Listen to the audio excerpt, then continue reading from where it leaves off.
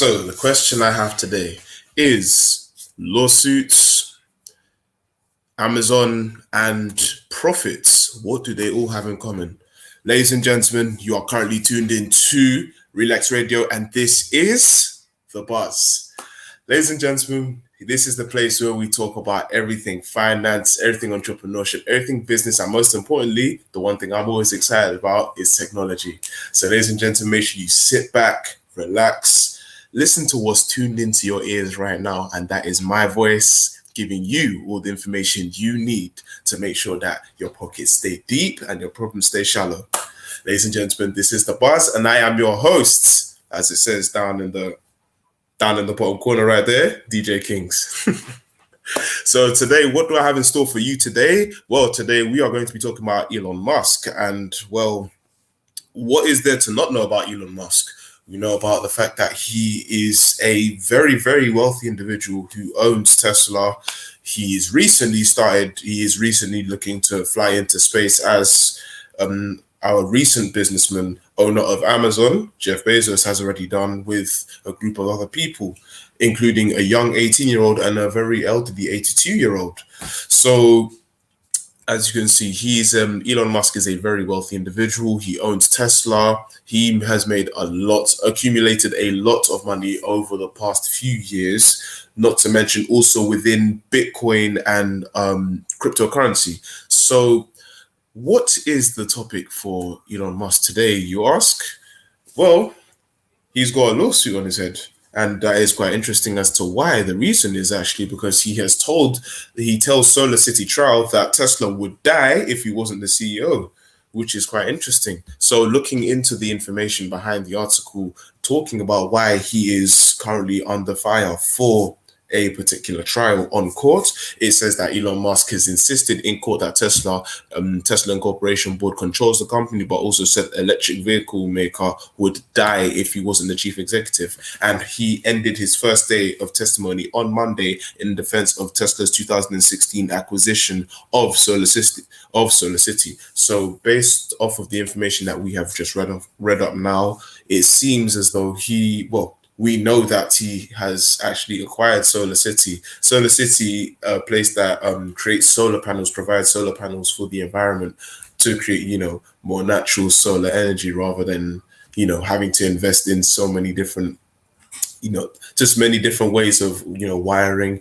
This makes it easier for people to be able to just get electricity, just wait on sunlight, and then you have reserves. So SolarCity, a place that creates solar panels for housing and so many different buildings and other stuff, was acquired by Tesla back in 2016 by the man himself, Elon Musk. The lawsuit by union pension funds and asset managers alleges that the celebrity CEO strong-armed Tesla's board of directors into depleting the company's assets with $2.6 billion, all stock deal for SolarCity. So it seems as though the reason why this was acquired was not because of the fact that this was a group agreement, but he actually strong-armed the whole board of directors. So he overthrew every single one and made this decision on his own and pretty much drained the company's assets in order to acquire this stock. So this in myself is actually quite interesting as it is. So as we see here, this actually shows a different side towards what it must mean to be within a business. One thing I had not realized is the fact that this is actually how he managed to acquire this company. So as we can see here, this is it's quite interesting. As this is the individual that he is currently looking to invest in SpaceX. We have seen multiple times, maybe a few times on social media, testing his rockets. And I think there was one that went viral where it went up and crashed. People say he's pretty much just having fun and playing around with, he can pretty much do whatever he wants. This is very interesting to me to be able to see that this is the type of this is the person that's also taking control of all of this stuff. He pretty much strong-armed the whole board of directors and decided to deplete a company's assets to acquire this all-stock deal for SolarCity. So the real question that I ask at this point in time is, was it worth it? Well, we're about to find out. So going into that, it says that the CEO at the time owned roughly 22% stakehold on both Tesla and SolarCity, which was founded by his cousins and some Tesla shareholders, and that alleged the deal was aimed at bailing out Musk's investment in the solar panel company. So when they kicked off a 2 week when the 2 week trial was kicked off within Wilmington, Delaware, Musk testified that he has tried very hard not to be the CEO of Tesla, but he has to, or frankly, Tesla will die. So, as we can see here, Elon Musk, the owner of Tesla, the he is the face of Tesla, as we already know. He made Tesla what it is, and he believes that he is the only person that can generally be in control of this whole company. Otherwise, it will all fall to pieces. And for somebody to have such a very strong statement, which could be true, I don't know. What do you think, ladies and gentlemen? Let me know in the comments. Let me know what you think. If indeed Elon Musk should be in control of the whole of Tesla, seeing as it is his company. It's pretty much like saying, I own a home, I know how my home works. I wouldn't let anybody else come into my home and tell me how I should have my home. Otherwise, it will fall to pieces. That's the way it sounds to me. So, if I'm honest, let me know what you think in the comments, ladies and gentlemen. Do you feel as though if Elon Musk was to surrender the position of CEO to somebody else, that Tesla will fall apart?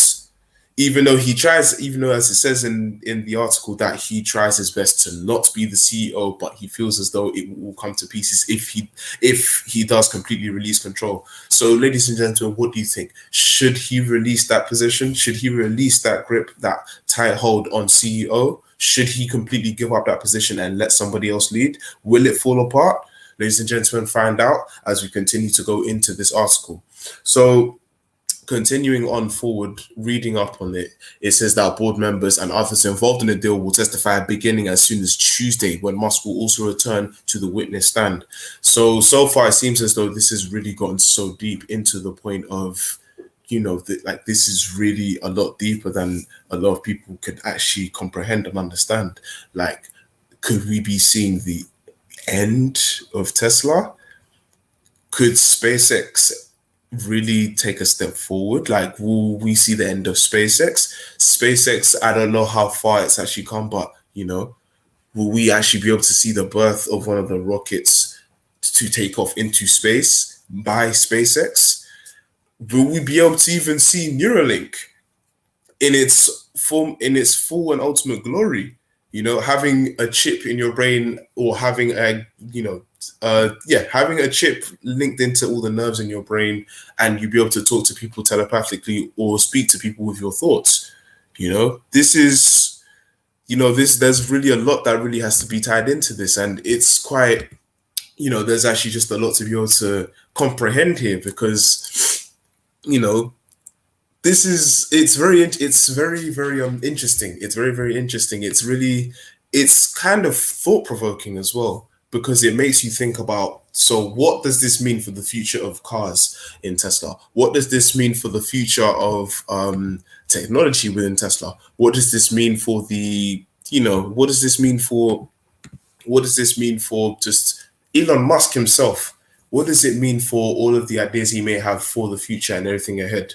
Like, are we seeing his wealth beginning to deplete because of this particular lawsuit? Does this stain his name? We don't know. But we'll get straight into that. We'll get into all of that information after the break. So, continuing on within this article, right now it seems as though it's just been a very, very tense beginning to this whole court situation. So having looked into the whole article itself, it says as though Musk has responded calmly during cross-examination from shareholder attorney Randall Barron. But Barron's yes or no questions often elicit the lengthy, meandering responses. At one point, Musk called the lawyer a bad human being. So I don't know. Right now, to me, it seems as though they're trying to find as many reasons to be able to paint him as a bad individual. Maybe it's just there. Maybe they're just trying to find any reason to be able to, put Musk in a negative light. I don't know.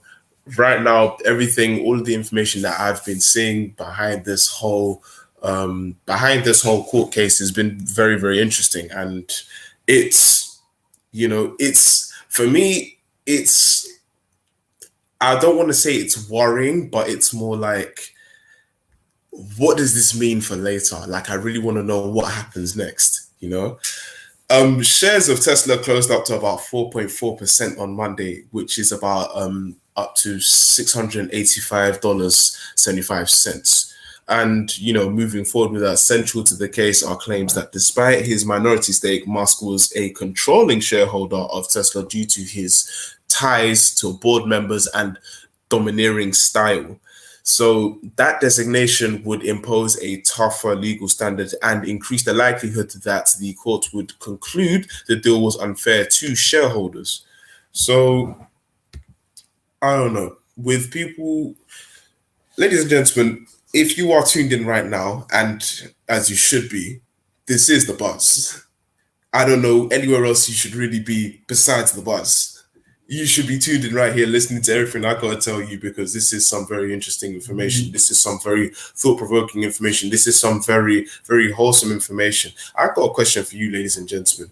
Do you feel that this could be the end of Tesla based off of just what's going on right now? I wouldn't think so.